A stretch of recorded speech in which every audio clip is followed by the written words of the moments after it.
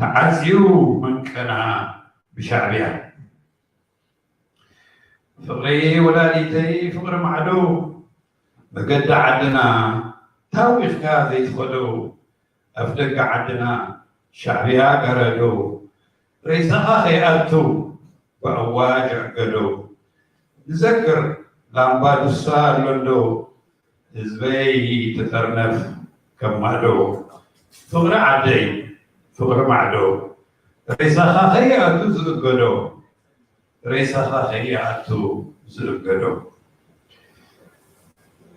أفوتاتي مررني سكن كوينو خبدني أمروي أنا وصني زرزح ينبعني عقلي صبني يهوصني يربصني من دا أمويا أبدني أفوتاتي سعريرني أشا كوينو وحدني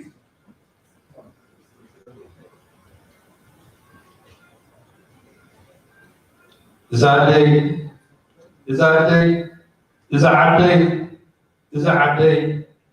أنا أبسدتي ترأيني عين عيني أبن قرعي أبزباني أب قلبي أب أمري زي تفلي خب قلبي تمثلني أبزاقوني أبقزانا أبتابيتي زتقبر له ملحنتي زعمر كله غنبتي قريفها مسئين بيني سئينا يوم متعبيتي سئينا يوم سدرابيتي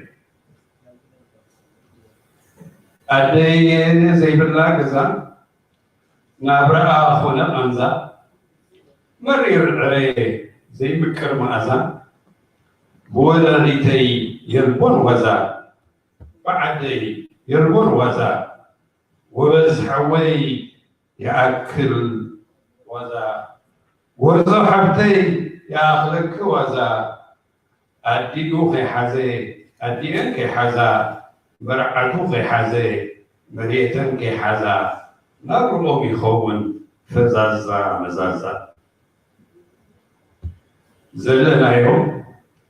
زلنا يوم تايم كمين زلنا يوم ويلان عدان زلنا يوم وغرة حسرة زلن كحدة تلمة وقتي حزن نبعة وقتي عصرون تمية جزي مأسرة سدة جزي أدرعن كردة جزي دركن سمات زلني موت مغزفة زبني شويان كتلة فور عدي فور معدو ميتكاو زي تخدو حافتي لبقير كدو حويك لبقير كدو أنت نكالات فندو بقوانو عدنا خنكدو نبعات زبنا خنقبدو برقيدنا حمدو ودم قالون هزب زقبدو شقعتيروم برقيدنا حمدو حجز عطاقهم بكل منقدو فتحي تخدينهم لبايتوز وردو تبعت حميتهم بقرعات وردو فرحيلن حسوب كودو بزرع زرعي أمنقدو أباسن بحر شديدو تبكيسو أنكيلو نعدو أبيسن بتي خوالمدو أي جزءان إلهم زحنقدو بيشوقاني أسبيلهم زرعدو تجريروه قدف عبدو نعسلو أبتصل عردو نفرسين حلوة بزيع بابا كلاتنا نخببا نفاس كي أكو نفاس بشنبوبا سأفع خوينو خي سبرا كي دبدبا كتحفس كريبا معارم السبا كنقال كاب شكر كاب سببا حقن فتحن هاجرنا خبا بايتو قولنا عبد انبا زبن كملس زبن كهبا نافقوتي كزازل اب اندابا ናፍቆተይ ክዛዘም ኣብ እንዳባ ክኽንጥጥ ናይ ኣስመራ ዳባ ብደቃ ክድበስ ክንስነስ ዕምበባ ክንስነስ ዕምበባ ክንስነስ ዕምበባ ሓቅት ስዕር ፍትሕት ስዕር ሃይለ ገብረ ትንሳኤ ወረታለ Mandela, Senator Haile, Senator Go. Thank you, thank you. All right, and now we have a pre-recorded video by Michael Rubin, who is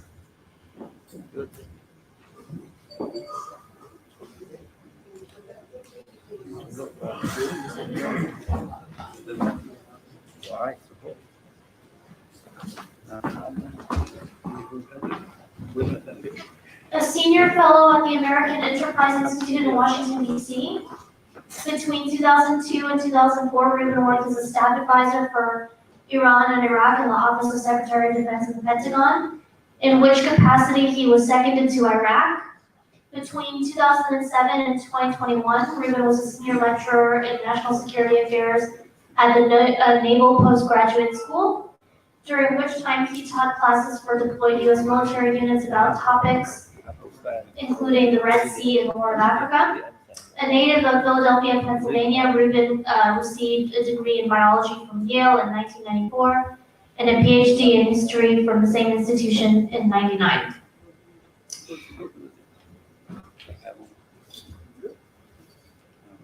Go ahead and play it.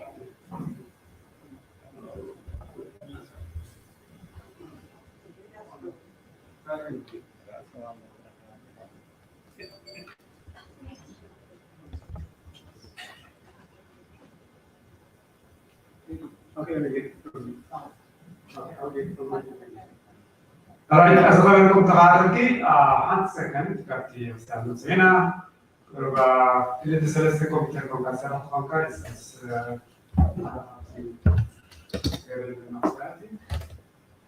okay, you see on to the left. Yeah, the Hario Sangatrina to Taraki, they're gonna do one line managing. Okay, very good. 1 second. Okay, 1 second. Working is ended. Okay, good. So we'll continue, Mr. Mike Robin, okay?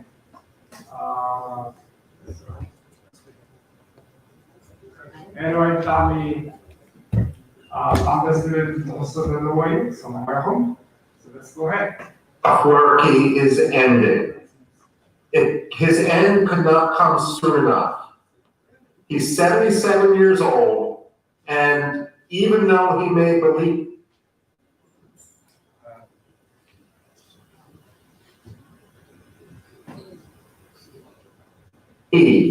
that he is going to last forever, it's clear that Isaias Afwerki is a has-been who will be quickly forgotten in history. What is Isaias Afwerki's legacy?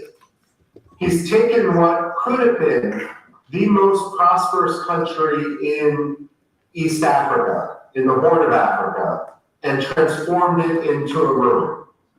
By any objective measure, be it the World Bank, be it the International Monetary Fund, be it by any number of other independent assessors, Eritrea is a disaster, and it needn't be. That is the tragedy. Today, it's one of the poorest countries on earth. It's one of the most corrupt, and it certainly is one of the most free. That said, I'm very optimistic about the future of Eritrea. And my main reason for optimism is because of Eritreans themselves.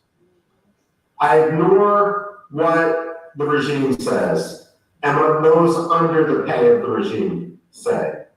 The fact of the matter is, wherever Eritreans have fled, they have become vital members of civil society and of the economy.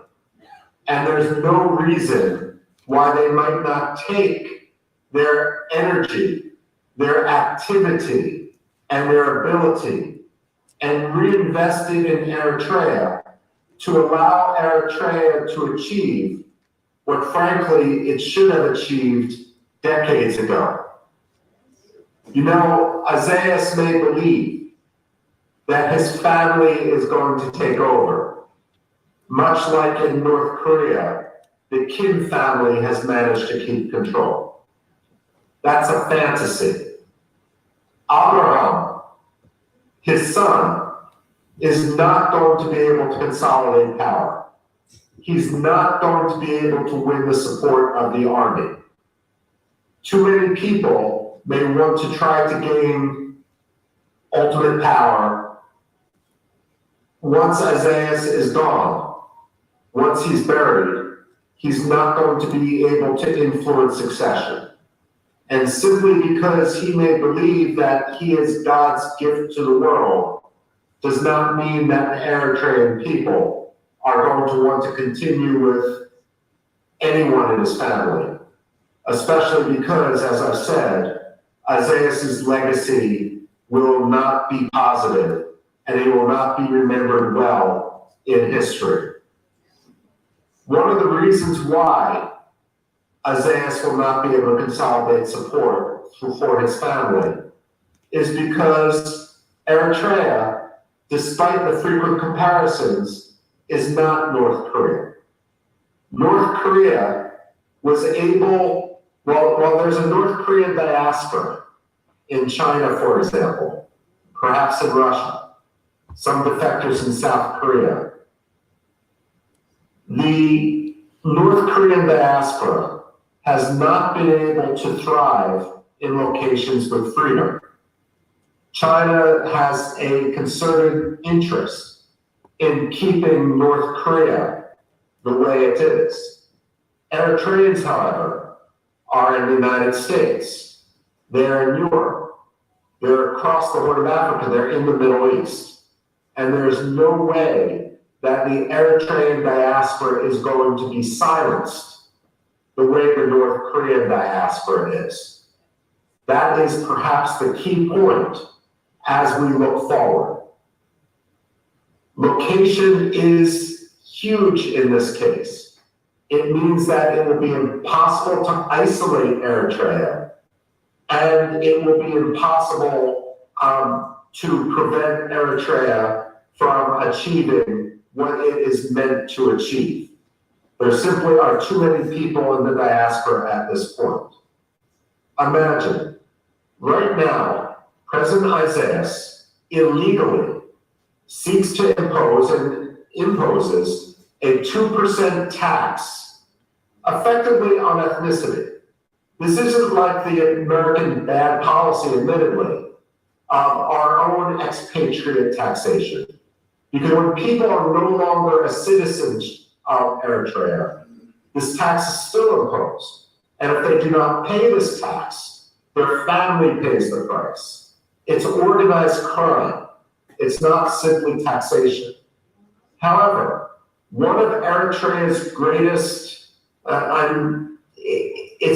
resources is, of course, its diaspora, is, of course, the remittances which its diaspora pay.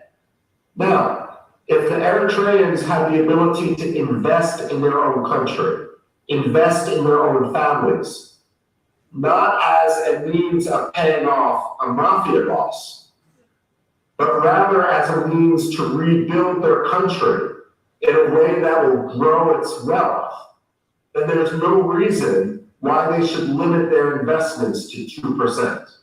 The fact of the matter is, with a transparent economy, with a free market, with a transparent rule of law, where everyone is equal under the law, with a concerted effort to punish and criminalize corruption, then Eritrea could truly grow rich. Eritrea could be to the Red Sea what Dubai is to the Persian Gulf. We know that Eritreans are very much cosmopolitan. Part of that is due to the colonial legacy, and part of that is simply due to their location on the Red Sea. When you are on a major seaborne trade route, you're used to doing trade, interacting with people of all different faiths, of all different nationalities. Once again, this is going to be a major strength of Eritrea in the future. It's important, especially with Isaiah being 77 years old, to recognize that there will truly be independence. Not independence as Isaiah had claimed in 1991, but a true independence. An independence from Isaiah's Afwerki's family and their parasitic history upon the country. Because Isaiah is 77 years old, because he has suffered strokes, because he's not going to live forever, it's crucial that all the diaspora and all the governments in the world start planning for the day after.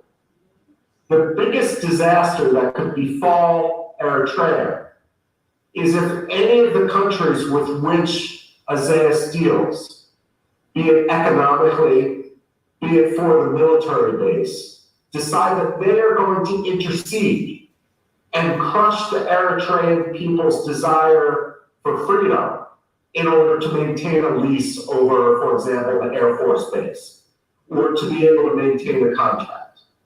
Therefore, what is crucial to come to a consensus upon is that when Isaiah dies, Eritrea can maintain its neutrality. It's not going to be a pro-American state. It's not going to be a pro-Chinese state. It's not going to be pro-Ethiopia or pro-Russia. Rather, Eritrea should only be pro-Eritrea, and yet welcome the contributions of all those from different nations in the diaspora. I'm reminded, for example, of Armenia, where there's a huge Iranian diaspora, a huge Armenian diaspora in Iran, a huge diaspora in Russia, a huge diaspora in the United States, a huge diaspora in the United Kingdom, and a huge diaspora in France. And Armenia is one of those places where all those countries that might ordinarily be at loggerheads are able to cooperate. The expression in English, of course, is when you're given lemons, you make lemonade. And Eritrea is well situated in the future to make lemonade if all those countries with an interest in Eritrea recognize that the greatest value for Eritrea is to remain independent, that it's to remain a space where there can be free commerce. Another analogy would be Lebanon to Syria. Let's face it, Eritrea is small when compared to the behemoth next door, when compared to Ethiopia. There's another analogy here between Lebanon and Syria. Lebanon is much smaller than Syria. And yet, because Lebanon is a maritime country, because Lebanon embraced mercantilism, because Lebanon wanted to trade with everyone, Lebanon, even though it still has corruption, it still has government dysfunction, even though it had the tragedy of the Civil War, Lebanon was able to provide a breathing space and not become like Syria. I would argue that Eritrea and Eritreans in their future should look at Lebanon as it was at its best, as perhaps a model which they could follow. And of course, when Lebanon descended into civil war, a lot of it was because of the diversity of the country. Eritrea has an advantage in this, in that it isn't beset by some of the same diversity, some of the same forces that tear Lebanon apart, even though, of course, Eritrea itself does have both sectarian and to some extent ethnic diversity. So, what Eritrea's diaspora should do is try to extract pledges from major countries, major power centers, Washington, London, Rome, Moscow, Beijing, Addis Ababa. Make them pledge neutrality in the future of Eritrea. Let them agree that Eritrea is going to be able to choose a leadership and a system of leadership that the Eritrean people want. It's crucial that the opposition and the diaspora organize. Now, many Eritreans and many diplomats will say that the future of Eritrea is going to be decided internally, that those who are in exile shouldn't really have the same rights to talk about this. And you know what? That was the same debate that was had in Iraq. It's the same debate which is often had in Iran, was had in Russia, and so forth. The difference is that because Isaias has ruled Eritrea with an iron fist, because he has driven out so much talent, that the talent is often the intellectual ability to organize is outside the country. And therefore, it doesn't need to be an either or, but to talk about an Eritrean diaspora, cutting off the Eritrean diaspora from Eritrea itself is like cutting off the head from the heart. We need to understand in the international community that the Eritrean diaspora and Eritrea itself, those living inside, are going to play a joint role in rebuilding, revitalizing Eritrea as we work to the future. I truly wish that I could be with you today. Unfortunately, I am in Africa myself doing research for some other work. But I do look forward to the day when I can join you, not only in the United States, but when I can visit you in what is reputed to be one of the most beautiful cities in Africa, if not the world. I long for the day that I can visit you in a free Asmara, and I can make my first trip to Eritrea and witness the miracle that you are undertaking, the Singapore of the Red Sea. With that, thank you. Good luck and Godspeed. Thank you. We are very honored and thankful, Mr. Robin. Thank you so much, Dr. Robin. Thank you. Okay? Yeah, good. Okay, I can log off. Thank you. All right, and make sure to follow my Twitter on Twitter.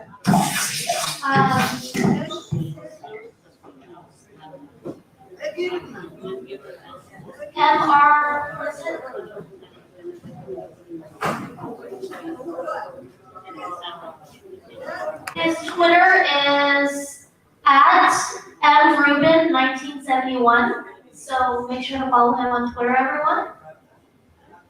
Okay, and up next we have. Okay, we're gonna take a break and then we're gonna reconvene at 4:30. Yeah.